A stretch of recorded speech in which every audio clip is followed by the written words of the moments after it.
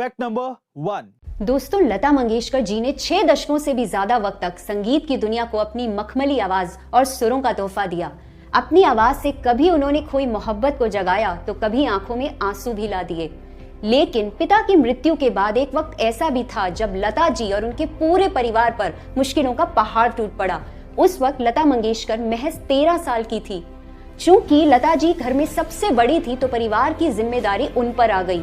घर की माली हालत को सुधारने के लिए उन्हें खुद की पढ़ाई तक छोड़नी पड़ी और उन्होंने करियर पर ध्यान देना शुरू कर दिया। वो महज 14 साल की उम्र में नाटकों और प्रोग्राम में काम करने लगी थी।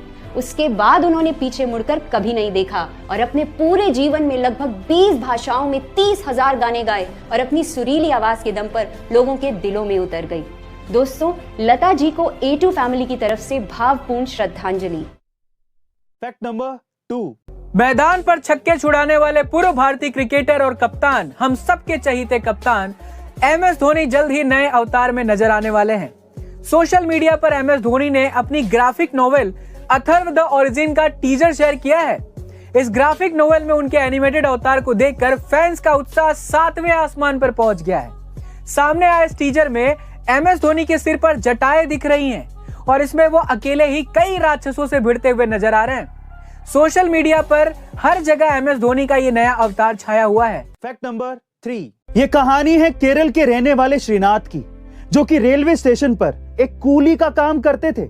लेकिन वो ये नहीं चाहते थे कि जो परेशानियां उन्होंने झेली हैं वो उनकी आने वाली पीढ़ी भी झेले।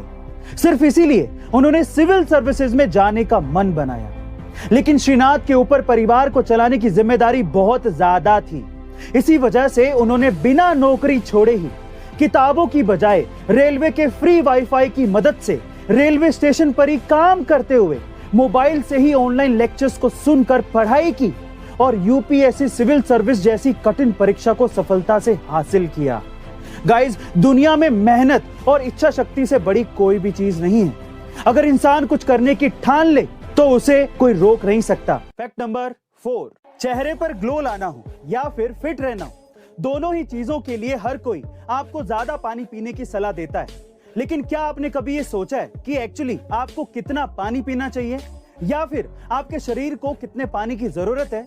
नहीं ना? तो चलिए आज मैं आपको इसकी कैलकुलेशन बताता हूँ।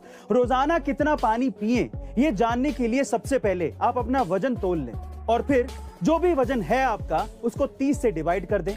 फिर जितनी संख्या आएगी उतने ही लीटर आपको दिन में पानी पीना है। जैसे कि अगर मान लीजिए कि आपका वजन 60 किलो है तो उसको 30 से डिवाइड करने पर 2 आएगा, यानी कि दिन भर में आपको 2 लीटर पानी जरूर पीना चाहिए। Fact number 5। इतिहास के पन्नों में कई ऐसे क्रूर शासक रहे हैं जिन्होंने अपनी कूटनीति और अपनी चालाकियों से पूरी दुनिया पर राज करने की कोशिश की है। ऐसा ही एक शासक था चंगेज खान, जो दूसरे साम्राज्यों को जीतने के लिए अपनी बेटियों की शादी दूसरे साम्राज्यों के राजाओं से करवा देता था और उन्हें अपनी सल्तनत में शामिल कर लेता था। इसके बाद जब कभी युद्ध होता तो चंगेज खान इन राजाओं को सबसे आगे करके युद्ध पे भेज देता था, जिससे उनके ज्यादातर दामाद मारे जाते थे। इसके बाद चंगेज खान की बेटियां उन साम्राज्यों के सिंहासन पर बैठ जाती थी और इस तरह से उन साम्राज्यों पर पूरा अधिकार चंगेज खान का हो जाता था। अमेजिंग वीडियोस के लिए शेयर, सब्सक्राइब एंड लाइक। मिलते हैं अगली वीडियो में।